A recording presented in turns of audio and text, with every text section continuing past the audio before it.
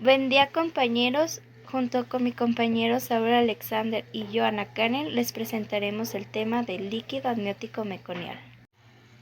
Bueno, para empezar con este tema vamos a hablar de dos conceptos. El primero es el líquido amniótico, que este líquido es claro o amarillento que rodea y protege al feto a medida que crece durante el embarazo. Este líquido hace colchón para el bebé, en otras palabras lo protege y ayuda a mantener la temperatura dentro del útero. Y el otro es el meconio, que es el primer excremento de los recién nacidos, que es color verdoso y consistencia viscosa y está compuesto de moco, bilis y resto de la capa superficial de la piel. Y vamos con lo del líquido amniótico meconial, es cuando el meconio está presente en el líquido amniótico y la emisión de este es la consecuencia de un estímulo hacia el feto. Y tenemos que en esta fisiopatología rara vez se producen gestaciones menores de 32 semanas. Bueno, y vamos con las causas. Uno es el estímulo vagal, el cual supone la compresión transitoria del cordón umbilical sin que exista un estado de asfixia. En otras palabras, es la presión ejercida sobre el cordón umbilical.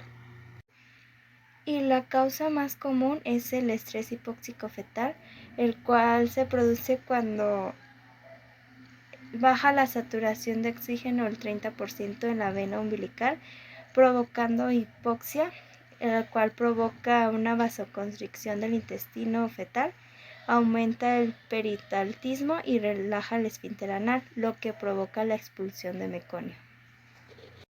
Y esta es la causa más común que existe. Otras son sustancias, estas son tipo medicamentos que son administrados a la madre, el cual tiene un efecto en el feto, y alguna de estas sustancias puede ser la quinina y la prostaglandina. Y la otra es maduración fetal, ya que ante pequeños estímulos hipóxicos es mayor en fetos más maduros.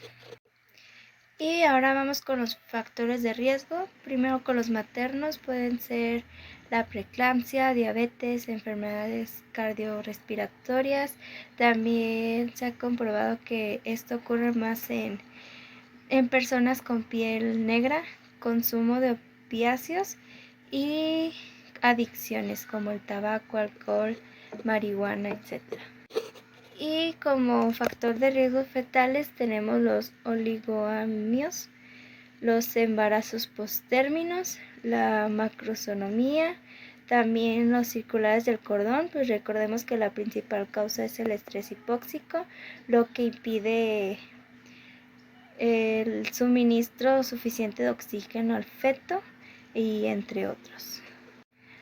Y también si el feto está en presentación podálica, aumenta el riesgo de expulsión del meconio. Y como riesgo intraparto tenemos fiebre materna, inducción con misoprostol, trabajo de parto prolongado, esto porque da hincapié que existe un sufrimiento fetal, y también tenemos la amniotomía. Y como consecuencia tenemos el síndrome de aspiración meconial, que es cuando el feto o el neonato aspira el meconio, generando una obstrucción pulmonar.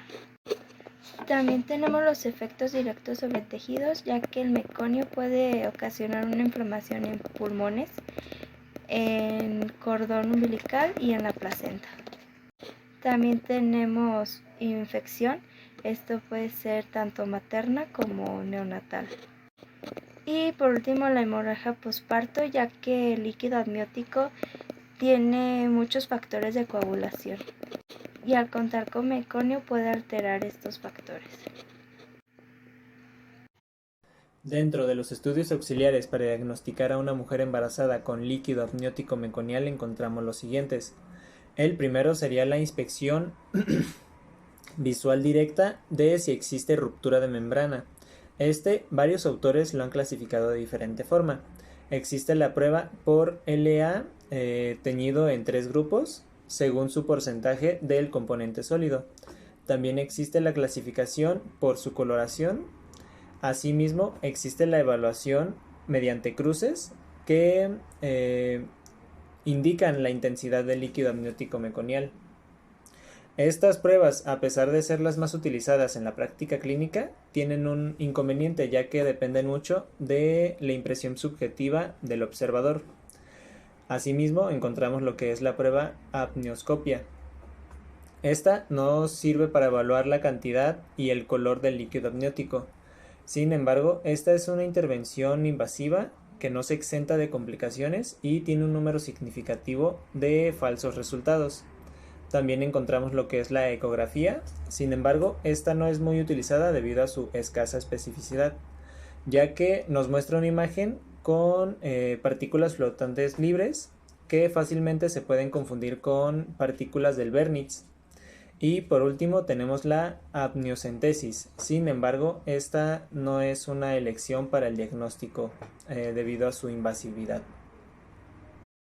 Para su tratamiento, encontramos dentro de la literatura que la mejor forma es con la inducción del parto. Al mismo modo, ayudaremos a prevenir la presencia del síndrome de aspiración meconial.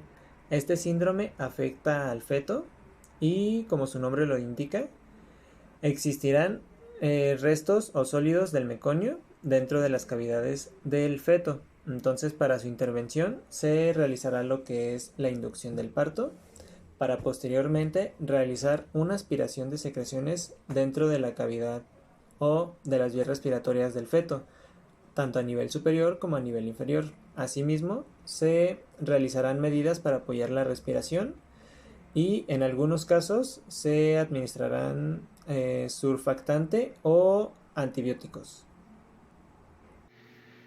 Y como etiquetas diagnósticas NANDA tenemos el 00024, que es la perfusión tisular inefectiva, el 00031, limpieza ineficaz de las vías aéreas, el 00205, ansiedad, y de riesgo tenemos el 00004, riesgos de infección, el 00036, riesgo de asfixia, y el 00205, riesgo de shock. Esto puede ser a la madre por hemorragia y al feto por hipoxia. Algunas de las actividades de enfermería es la inducción directa del parto, ya que algunas guías prácticas clínicas recomiendan la inducción del parto mediante la administración de oxitocina en aquellos casos donde exista la ruptura prematura de membranas.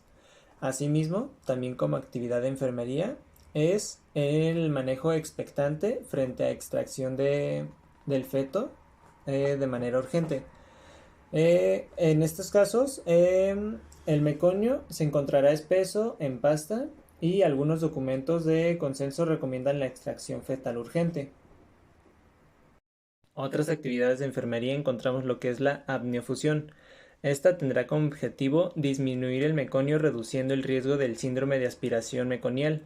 Asimismo, tiene una segunda función que vendría siendo corregir los oligohidratnios subyacentes que puedan existir, sobre todo en situaciones de meconio moderado o espeso.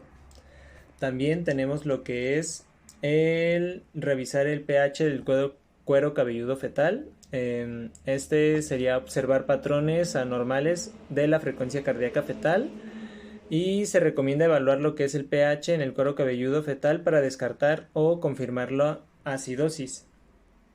También encontramos lo que es la administración de antibióticos, ya que con ellos podemos prevenir los posibles eventos infecciosos fetales y maternos que se asociarían a la existencia del líquido amniótico meconial y reducir la morbilidad que estos pueden suponer. Asimismo, también encontramos otras medidas que es evitar situaciones clínicas que propicien la asfixia fetal, evitar el estrés fetal durante el parto, también el análisis intraparto del segmento ST y la pulsometría fetal y por último lo que es la hidratación oral.